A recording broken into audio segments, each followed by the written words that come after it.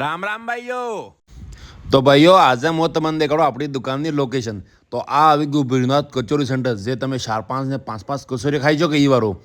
એને સામે આપણે જવું હોય A1 કાર ડેકોર આવે કા, A1 કાર ડેકોરને જસ્ટ પાય. હા આ વારી હા ઓઈસ આપણી દુકાને આ હું તારો ખોલવા લાગી ગયો. આ ઉઠાવ્યું શટર, કેમ કે આતા હવે ડેલીનું કામ પોગે લાગ્યો ભગવાનને કે ભગવાન દબ્બામાં પૈસા આપવા દઈશું હો.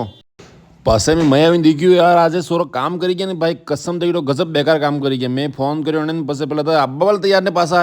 પછી હું આવી ગયો અહીં કલર લેવા. પેલે ભાઈ 50 સાલ પૂટી બાલ્ટી આલી, 50 સાલ પૂટી. પછી આ આલી 4 કિલોની બાલ્ટી.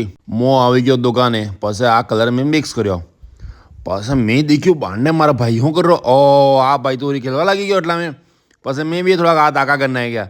પછી હું આવ્યો દુકાને ને મેં લીધું ઝાડુ, કેમ કે સફાઈ તો કરવી પડે ને મારા ભાઈ યાર, સફાઈવાના કામ તો ચાલે. પછી મેં પીધું આમલ ને પછી હું સાલું પડી ગયો કલર લઈને આ સડ્ડા ટી-શર્ટ મેં.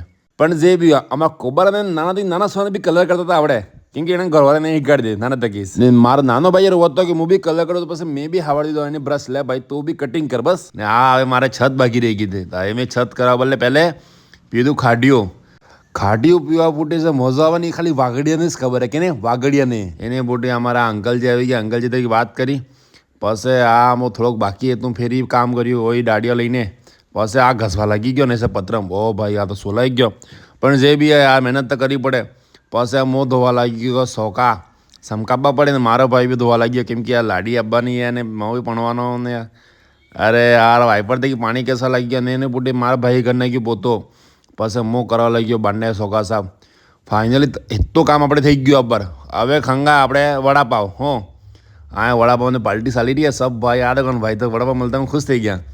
એને બોટી મેં બી આ મજા આવી ગયો. પછી આવી ગયો હું કંકુપુત્રી લગાવવા બોલે, મારી પત્રિકા લગાવી રહ્યા દુકાને. પછી મેં તો ભાઈ કહી દીધું મારે તો જોવે રશે, મેં દેખાડી દીધો ફોટો.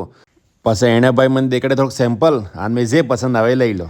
પછી મેં આ લીધા પૈસા, ભાઈ આપણે એડવાન્સ બુક કરી લો ભાઈ, આપણે તો ભાઈ શાદી કરવી પડે, હવે ઉંમર થવા આવી ગઈ. એણે કીધું ભાઈ પક્કા હો જાયગા તુમારા કામ એમ. એણે ભાઈ નોટે કરીને આ ભાઈ આણે તો માલ મોકલી દીધો ને, એટલા મેં લેણો માલ આવી ગયો. તો આપણે આ મઈ મીંદર માલને હવે. પછી આ ભાઈ કે કેટલા પૈસા આલેગા, મેં કીધું ભાઈ 150 રૂપિયા દેગા. એનો ભાઈ પછી આવી ગયો આપણે ઉતાર. એને ભાઈ આ કઢાઈઓ ગેટ, કેમ કે આપણે નવો ગેટ લગાવવાનો થોડો મોંઘાવાળો, આ સસ્તા આપણે કામ નહીં લાગે. ચલો હું તમને બતાવી દઉં હવે ખર્ચો કેટલો છો. 2000 રૂપિયા મેં કલર લાવ્યા, 1000 રૂપિયા મેં સોરો નાલ્યો છે કલર કર્યો ને એની પૂટે 30,000નો અભી તકનો ફર્નિચર લાવ્યા. તો હવે નેક્સ્ટ ખર્ચો જો રહેગા એમ નેક્સ્ટ વિડીયોમાં બતાડંગા. તો ગાઈઝ એટલા પહેલાં તમે ફોલો કરી દો, સપોર્ટ કરો. તો મળે આપણે હવે બીજા બ્લોગ મેં. બાય બાય દોસ્તો, રામ રામ.